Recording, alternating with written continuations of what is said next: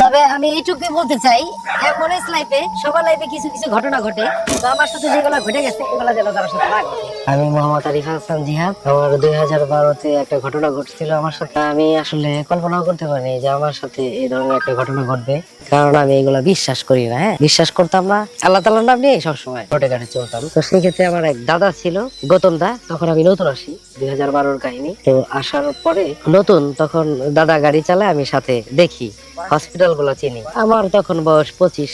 তখন আমি গাড়ি ড্রাইভ পারি, কিন্তু ওনার সাথে সব হসপিটাল গুলা চিনি। চিনার পরে তারপরে উনি হচ্ছে আমার গাড়ি চালাইতে দিবে। আমাদের এক ভাতিজা ছিল মুন্সিগঞ্জে ও হলো বিয়ে করছিল। তো এখানে পোলাপানের সাথে একটা ঝামেলা হয়ে পরে হলো মার্ডার করছিল। ওই এলাকার পোলাপানি ভুট্টা ক্ষেতের মধ্যে বডিটা ছিল, 14 দিন ছিল ভুট্টা ক্ষেতের মধ্যে। পরে ওইখান থেকে থানায় একটা কল দিচ্ছে, মানিকগঞ্জ থানায়, ঘিউর থানায়। ওইখান থেকে চেয়ারম্যান বলছে যে তোমাদের একটা লাশ আছে, ফুটে গিয়ে নিয়ে আসো, শনাক্ত করো। যাওয়ার পরে ওর বাসায় থেকে সব লোকজন নিয়ে যাওয়ার পরে শনাক্ত করা হয়েছে, দেখে চিনছে যে না, এইটা তাদেরই বডি। আমরা বডিটা নিয়ে আসতে লাগছি আপনার হচ্ছে মিটফুট থেকে। মিটফুটের ইয়াতে ছিল, কি বল, লাশ কাটা ঘরের মধ্যে ছিল, মর্গে ছিল। ওইখানে দেখেই তো আমার অবস্থা খারাপ। মানে লাশের বিবরণটা হচ্ছে মাথাটা লম্বা হয়ে গেছিল, গামছা দিয়ে পেঁচানো ছিল। তো আর বডিটা 14 দিন ছিল ভুট্টা ক্ষেতের মধ্যে। তো বডিটা দেখেই তো আমি আতঙ্ক, আল্লাহ আমি কি দেখলাম। ঠিক আছে, একেবারে দুর্গন্ধ, লাশটার বিচ্ছিরি চেহারা হয়ে গেছে। ঠিক আছে, ওরে চিনাই যেতেছে না যেটা যে বরকত। ওই লাশটা দেখার পর থেকেই আমার আতঙ্ক শুরু হয়ে গেছে। আর এর মধ্যে সন্ধ্যা টাইম চলে আসতেছে, আমি তো ভয়ে, মানে তখন থেকে আমার ভয় শুরু হয়ে গেছে। তো দাদা বললো যে তাইলে আরে গাড়িটা চালাও। আমি বললাম যে না, আমি তো আসলে লাশ নিয়ে কখনো গাড়ি চালাইনি। তো দাদা আপনি চালান, আমি বাম পাশে বসি। তো গন্ধ, বিচ্ছিরি গন্ধ, গন্ধে গাড়ির মধ্যে থাকাই যাইতেছে না, এমন একটা অবস্থা, বাজে গন্ধ। আর পচা রক্তগুলা গাড়ির মধ্যে একেবারে মিক্সড হয়ে গেছে। আমি, আমার গামছা ছিল মুখের মধ্যে, গন্ধের কারণে মুখের মধ্যে নাকটা একেবারে বাইরে রাখছি। একটা পাউডার কিনেছিলাম, সেই পাউডারটা আমি মুখের মধ্যে দিয়ে লাগাই রাখছিলাম। এরপরে এই গাবতুলি দিয়ে আসতেছি, আসার পথে মোটামুটি আমরা গোলরা চলে আসছি। এর মধ্যে দাদা বলতেছে যে আরিফ এখন তুই গাড়িটা চালা। তো আমি বললাম যে দাদা কি সমস্যা, আপনার কি সমস্যা হইতেছে? তখন রাত প্রায় 9টা-10টার মতো। একটা ব্যাপার হচ্ছে, মিটফুট থেকে যখন আমরা আসলাম তখনই বৃষ্টি শুরু হয়েছে, ঝিমঝিম বৃষ্টি। এইদিকে গাড়ির মধ্যে বিচ্ছিরি গন্ধ, থাকা যাইতেছে না, এর মধ্যে আবার বৃষ্টি, গ্লাস ট্লাস লাগাই দিতে হইতেছে। মানে কি যে একটা যন্ত্রণার মধ্যে পড়ে গেলাম। একদিকে ভয় কাজ করে, আর একদিকে গন্ধ, মানে কি কোনটা রেখে যে কোনটা কি করব বুঝে উঠতে পারতেছিলাম না। এরপর আসতেছি, আসার পরে আপনার মাঝ পথে দাদা বললো যে, আমি দেখলাম দাদা কেমন জানি গাড়িটা ঠিকঠাক মতো চালাইতে পারতেছে না, গাড়িটাও কেমন যেন ভার কেমন যেন লাগতেছে। গাড়ির মধ্যে একটা আতঙ্ক সৃষ্টি হয়ে গেল কেমন যেন। এদিকে বাইরে বৃষ্টি, ঝিমঝিম বৃষ্টি, সবাই কেমন জানি একটা মানে ভয় কাজ করতেছে প্রচন্ড। এর মধ্যে আমরা আসতেছিলাম, যাওয়ার সময় যেভাবে গেছিলাম, আসার সময় গাড়িটা ওইভাবে চলতেছে না, কেমন যেন একটা ভার হয়ে গেল গাড়িটা। সবার মধ্যে কেমন যেন একটা ভয় কাজ করতেছে। আমি এগুলা বিশ্বাস করি না। আল্লাহ বিল্লাহ করতে করতে বইটা গিয়ে নালি বাজারে নামায় আসলাম। নামায় আসার পর এরপরে হসপিটাল আসলাম। হসপিটাল আসার সাথে সাথে একটা শিশু বাচ্চা নিয়ে যেতে হবে শিশু হসপিটালে। সেই পেশেন্টটা নিয়ে গেলাম আমরা শিশু হসপিটালে। আসার পথে দাদা তো ক্লান্ত, একেবারে ক্লান্ত। দাদা বলতেছে আরিফ আমার তো খুব খারাপ লাগতেছে। আমিও দেখলাম দাদা কেমন জানি গাড়িটা ঠিক মতো চালাইতে পারতেছে না। তখনও বৃষ্টি থামে নাই, বৃষ্টি আরো জোরে জোরে আসতেছে, গাড়ির মধ্যে গন্ধ, থাকা যায় না। তো দাদা গাড়ি চালাইতেছে, দাদা কেমন যেন মানে একটা ভাব, বুঝতেছি না, ভয় কাজ করতেছে। দাদার মধ্যে ভয় কাজ করতেছে, আমার মধ্যে ভয় কাজ করতেছে। ব্রেকটা কেমন যেন মানে উল্টা পাল্টা। পরে আমি দাদারে বললাম, দাদা আপনি কি ক্লান্ত হয়ে গেছেন? আপনি এমন করতেছেন কেন? তাহলে আপনি বাম পাশে বসেন, আমি গাড়িটা ড্রাইভ করি। এরপরে দাদা বললো ঠিক আছে। তো আমি চালাইতেছি, এর মধ্যে বিচ্ছিরি গন্ধ, থাকা যায় না গাড়ির মধ্যে। ডাইন পাশের যে গ্লাসটা ছিল, সাইড গ্লাস, সেই সাইড গ্লাসটা নামাইছি, একটু নামাই কিছু দূর আসছি। এদিকে দাদা তখন একটু বৃষ্টি কম ছিল, তো দাদা তো বাম পাশে ঘুমায় পড়ছে। রাত তখন আনুমানিক 12টা বাজে।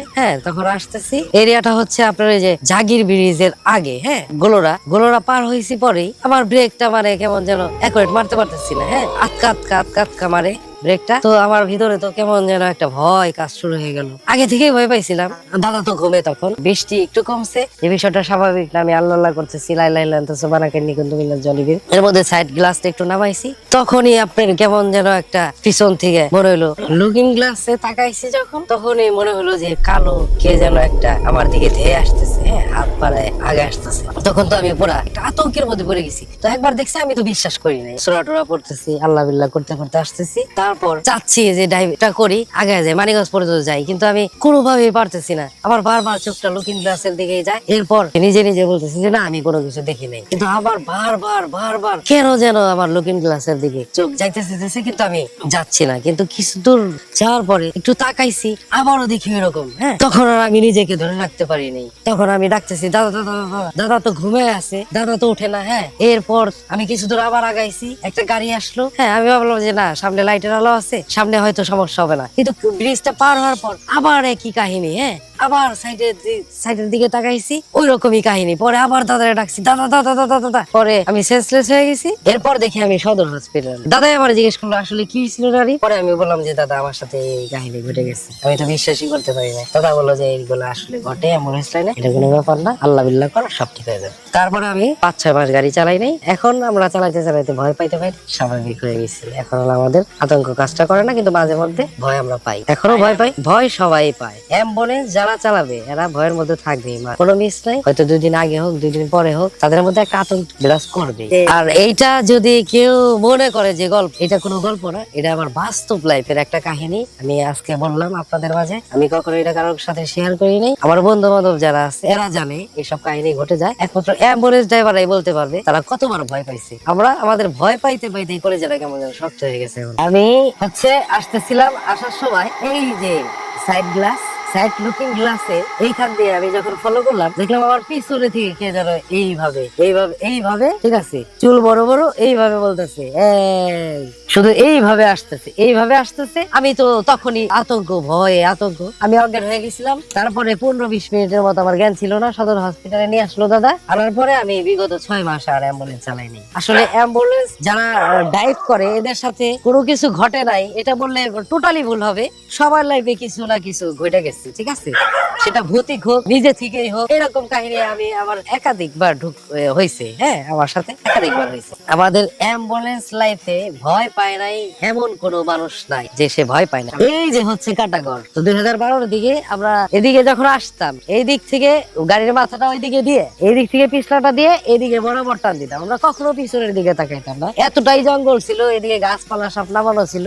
আমরা মনে করতাম যে সব ভূত মনে এই দিক দিয়ে থাকে। হ্যাঁ, তো এত সচল ছিল না। এখন যে সচলটা, 12টা পর্যন্ত গাছগুলো এই পাশে ঝিমঝিম করতো। হ্যাঁ, মানে এই দিকে আমরা কেউ আসতাম না, ভুলেও কেউ আসতাম না। যদি আমরা আসতামও তাইলে কাউরে নিয়ে আসতাম, ওইখান থেকে কাউরে বলতাম যে রাত্রে তোরে খাওয়াবো, চল চা খাওয়াবো, অন্য কিছু খাওয়াবো, এগুলা বলে গাড়ি ঘোড়াইতে আসতাম। একা কখনো এইদিকে আসি নাই। এই যে এখানে একটা বট গাছ আছে, ওইখানে হলো একটা কুয়া আছে। এই যে কুয়াটা, আমরা তখন মনে করতাম যে এইখানে লাশ ফালায় রাখতো, পুরাটা কুয়া। হ্যাঁ, তো আমরা ভাবতাম এই কুয়ার মধ্যে লাশ টাশ ফালায় রাখতো। এই কারণে আমরা এইদিকে আসতাম না, ভয় পাইতাম।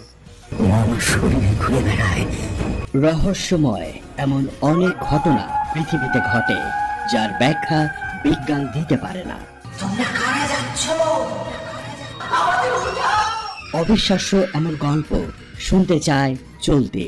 গল্প বলতে আমাদের সাথে যোগাযোগ করুন। 1 বার, 2 বার, 3 বার।